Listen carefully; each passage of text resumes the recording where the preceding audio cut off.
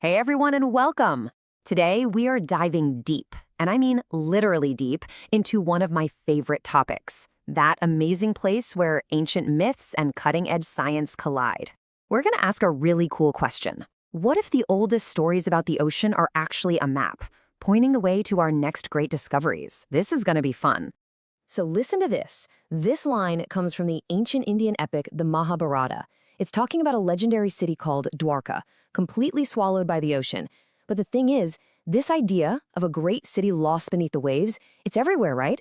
You hear it in the story of Atlantis, in old Celtic myths. It's this deep, almost primal story that we just can't seem to shake. And that leads us to the big question for today. What if these legends aren't just fantasy? What if they're echoes? Distorted memories of real catastrophic events passed down for thousands of years. Well, today we're basically going to be detectives, using the tools of modern science to investigate these ancient claims.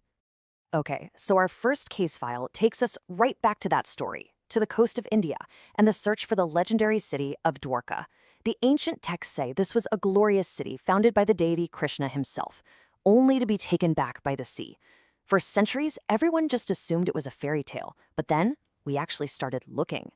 And this is where it gets wild. Look at this. On the left, you have what the ancient texts described, a fortified city built with stone, grand gateways, all of it sinking beneath the waves. And on the right, what marine archaeologists have actually found off the coast of Gujarat. We're talking submerged, grid-like structures that look just like city planning, dressed stone blocks that point to massive construction. The similarities are just uncanny. It's absolutely startling. So how do we find this stuff? Well, the science that makes it possible is marine archaeology. And let's be clear, this isn't some Indiana Jones-style treasure hunt. It's a super careful, scientific process. It uses high-tech tools to piece together human history from clues left on the seafloor, which, it turns out, is an incredible place for preserving the past. Okay, so let's move on to our next piece of evidence. We're going to shift from a lost city to a myth that's just as profound, but this one is about what the ocean itself holds. It's a foundational story from Hindu mythology called Samudra Manthan, or the churning of the ocean.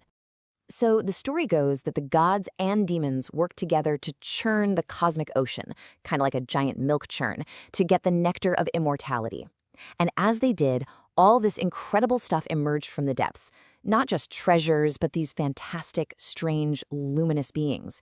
You can just imagine our ancestors looking out at the ocean, thinking the deep was this realm of pure imagination, filled with wonders we couldn't even comprehend. And that just begs the question for science, right? Once we finally got the tech to look down there ourselves, what did we actually find? Could reality possibly compete with these mythical, luminous beings? And the answer, oh man, it turns out to be a massive, resounding yes. So back in 1977, scientists made a discovery that completely flipped biology on its head. They found entire ecosystems teeming with life, thriving in total darkness around these volcanic hydrothermal vents. And this life wasn't powered by the sun. It was powered by chemicals spewing from the Earth's core. It's called chemosynthesis, life without sunlight. It was a game changer. And the creatures that live there, wow. They are as strange and wonderful as anything from a myth. They literally create their own light, bioluminescence.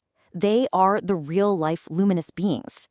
Their bodies are often like jelly to survive pressure that would instantly crush a submarine.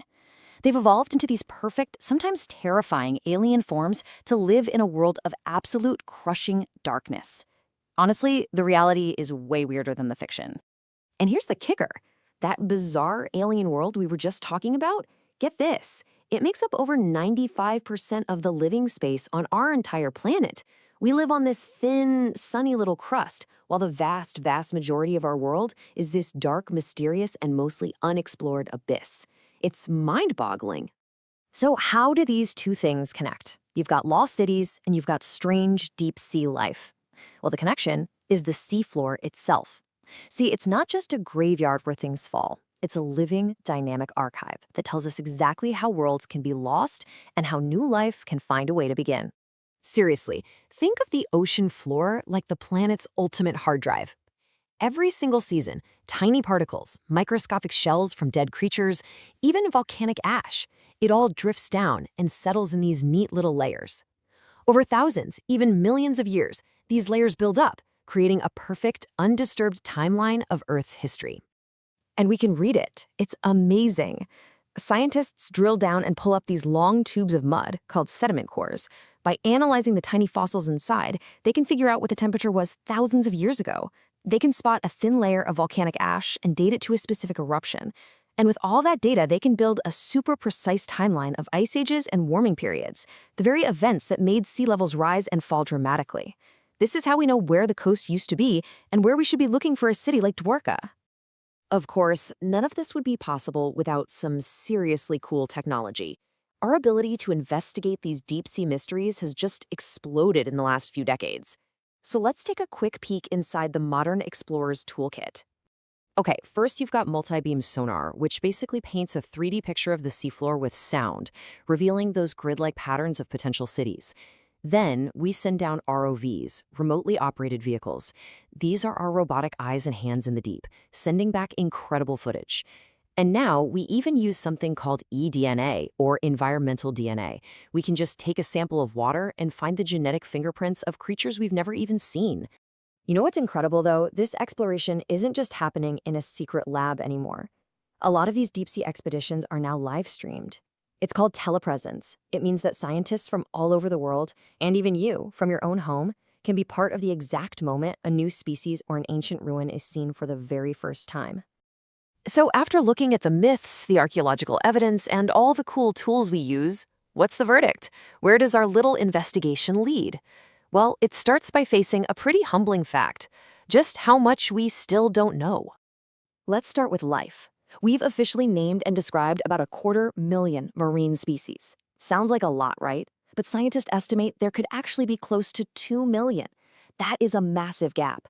It means for every one creature we know about, there could be 7 or 8 more out there that are complete mysteries to science. And it's the exact same story for the seabed itself. We have better, more detailed maps of the surface of Mars and the Moon than we do of our own planet's ocean floor.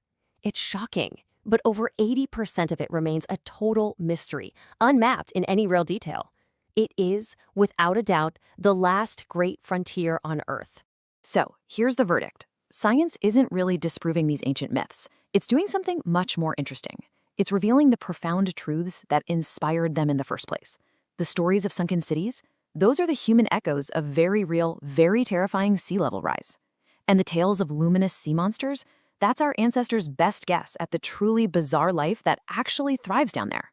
The myth and the science, they're really just two different ways of being curious about the deep.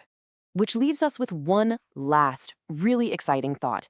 In that vast, unmapped 80% of our own planet, what other secrets are just waiting for us? What other ancient stories dismissed as myths are out there patiently waiting for a sonar scan or an ROV's camera to prove they were based on something real? It really makes you wonder, maybe the greatest discoveries are still to come.